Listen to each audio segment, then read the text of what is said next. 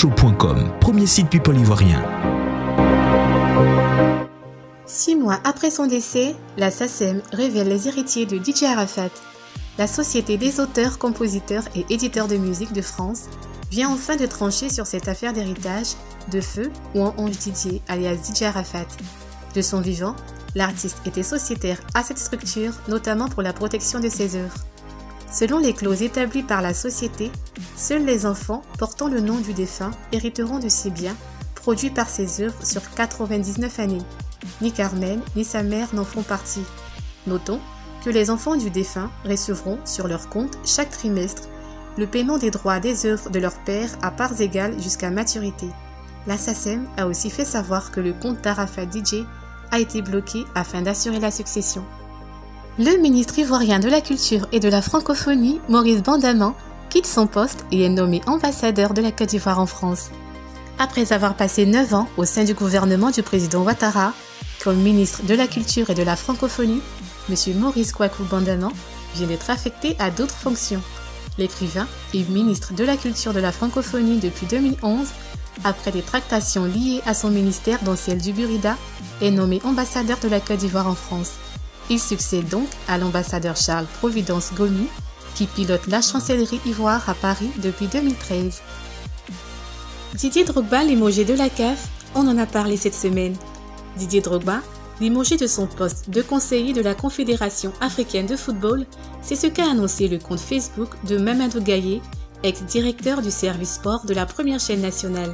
Cette information a aussitôt fait le tour des réseaux sociaux, suscitant diverses réactions.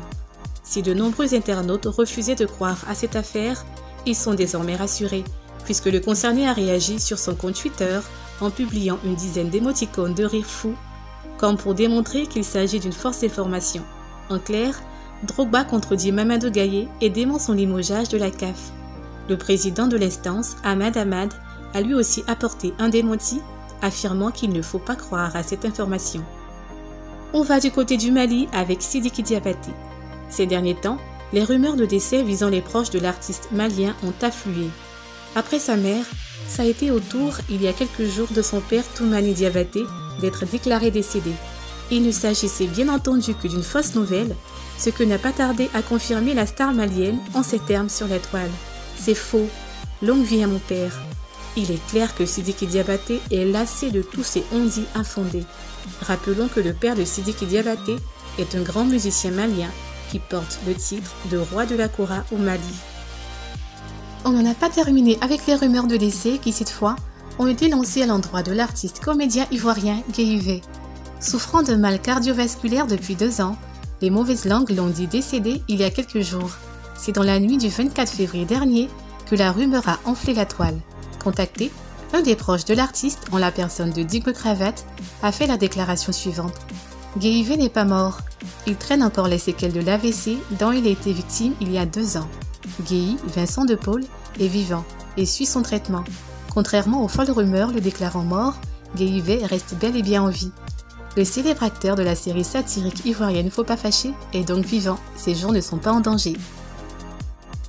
On termine ce numéro en sport avec Yaya Touré. La Chine inquiétée par le coronavirus, Yaya Touré a décidé d'aller voir ailleurs. Le joueur ivoirien évoluant à Qingdao Huanghai est en contact avancé avec le club brésilien de Botafogo. Selon plusieurs sources concordantes, la formation basée à Rio de Janeiro a fait une première offre à laquelle l'ex-international ivoirien devrait bientôt donner suite. Sauf retournement de situation, Yayus pourrait donc poursuivre sa carrière chez l'actuel 15e du championnat brésilien. Espérons que le transfert soit officialisé. L'actu vidéo de la semaine est terminée. Rendez-vous la semaine prochaine et n'oubliez pas le mot d'ordre, restez toujours chaud.